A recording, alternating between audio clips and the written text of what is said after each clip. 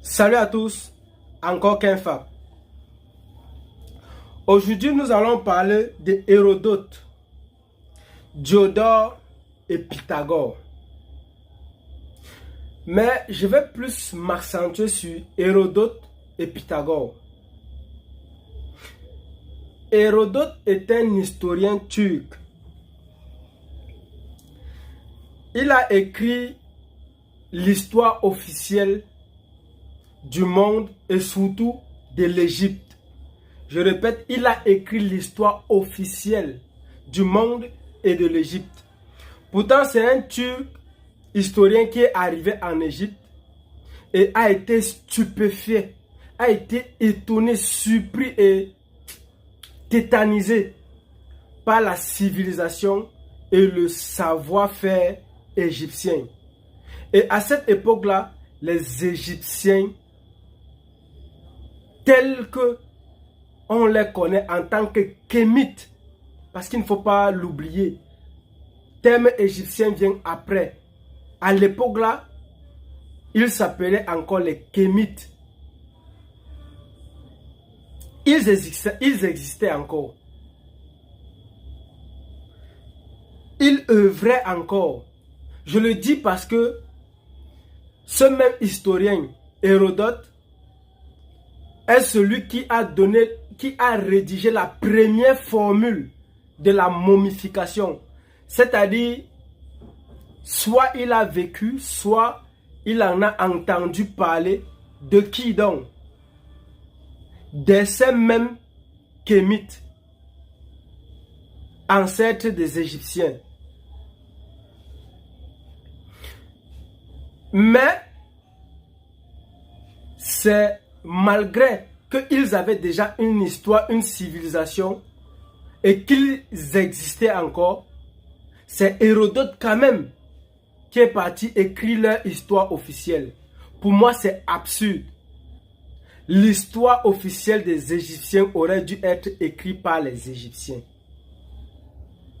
Et moi, je dirais que cette histoire même d'abord est fausse et instrumentalisée, tout simplement parce que la formule unique qui a été donnée par Hérodote de la momification, jusqu'à aujourd'hui, n'a pas pu être utilisée. Ou encore, nous n'avons pas de momification. Il y a jamais eu une autre momification que la momification des kémites. Donc, c'est-à-dire, cette formule est fausse, tout comme sa fameuse histoire de l'Égypte ou encore des kémites. Curieusement, Hérodote connaissait Pythagore au point de faire une description de la personne, de la personnalité physique et intellectuelle de Pythagore. Je me demande bien comment et où ils se sont connus. Parce que l'un était turc et l'autre est originaire d'une île dont j'oublie le nom. Ce que je tiens à préciser ici, c'est que tous deux étaient des historiens. Mais après leur contact avec l'Égypte, ils sont devenus plus tard, respectivement, géographes et mathématiciens. C'est curieux. Soit en Égypte, et à l'époque des Kémites, il régnait un climat de savoir, ou encore les Égyptiens incarnaient le savoir et ils avaient une possibilité incroyable de le transmettre. Parce que c'est de là, ou encore c'est de ces personnes, que va naître la philosophie. Parce que Pythagore est considéré comme l'un des premiers philosophes. Croyez-moi, c'est seulement le nom qui a eu une nouvelle explication. Mais sinon, cette philosophie-là existait déjà depuis très longtemps en Égypte. Mais dans tous les cas, que ce soit la première ou la deuxième possibilité, l'Égypte reste la première et la mère de toute civilisation telle que nous la connaissons aujourd'hui dans le monde, même si elle a été mal utilisée à un certain moment par un certain nombre de personnes qui n'avaient ni la connaissance de l'origine, ni les objectifs de ce savoir. Comme l'a dit cette même sagesse kémite, une science sans conscience est ruine de l'âme. C'est la chose dont nous sommes victimes aujourd'hui. Et je tiens à rappeler avec précision que ces kémites étaient des noirs, des nègres, pas ceux-là qu'on connaît aujourd'hui. Regardez un peu cette image-ci. Sa grandeur et la précision dont elle fait preuve démontre avec certitude l'importance et la valeur qu'on donnait à cette statue. Et cette statue existe jusqu'aujourd'hui en Égypte et représente clairement l'image et la personnalité de ce peuple. Et nous pouvons bien voir, malgré qu'ils ont tout fait pour détruire le nez, que c'est une personnalité purement nègre. Les connaissances de Galilée tiennent ses origines d'Hérodote. Galilée, c'est celui-là qui a informé pour la première fois aux Occidentaux que la Terre tourne autour d'elle-même et autour du Soleil.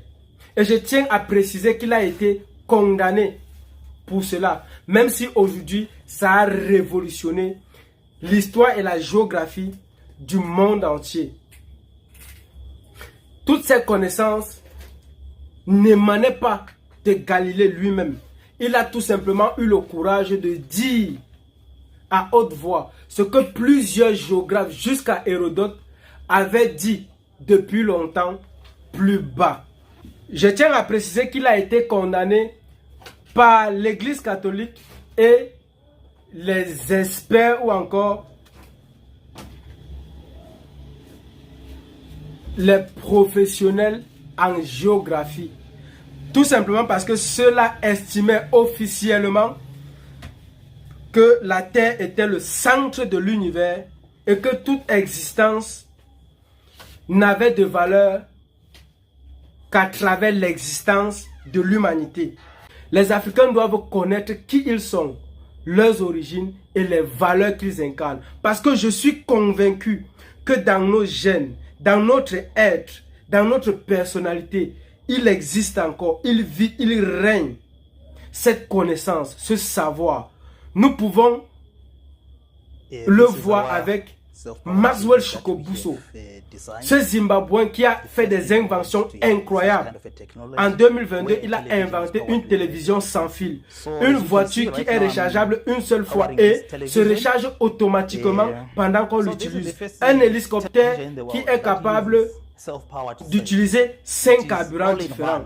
Et jusqu'aujourd'hui, après être allé aux États-Unis d'Amérique pour chercher le brevet pour pouvoir commercialiser ses inventions sur le plan international, il est porté disparu. On ne sait pas s'il vit ou pas. Mais curieusement, en 2023, une entreprise américaine a sorti l'invention de la première télé sans fil. C'est très curieux. Et ce que je viens de vous expliquer, c'est ce qui existe depuis très longtemps. Tout ce qui existe émane et naît purement et clairement de l'Afrique, mais il est volé d'une manière rusée et malhonnête par des personnes de très mauvaise foi qui conduisent le monde tout droit vers sa perdition. Nous avons aussi l'Ivoirien qui a inventé une souris qui est capable de reconnaître l'âge de la personne qui l'utilise, ou encore un appareil qui est capable de signaler à chaque fois qu'on prend une mauvaise position assise. C'est incroyable. Mais par la malhonnêteté intellectuelle internationale, ça ne peut pas être reconnu et valorisé. Et je tiens à vous rappeler que Maxwell Chikobuso n'a pas fait la classe de 5e. Il a usé de son imagination en fonction des besoins. Parce qu'il voulait résoudre un problème que rencontraient les peuples de sa nation avec l'énergie électrique. Il a usé de son imagination et de son savoir-faire pour pouvoir résoudre ces problèmes-là. C'est ça, la valeur de la science. Merci beaucoup et à très bientôt.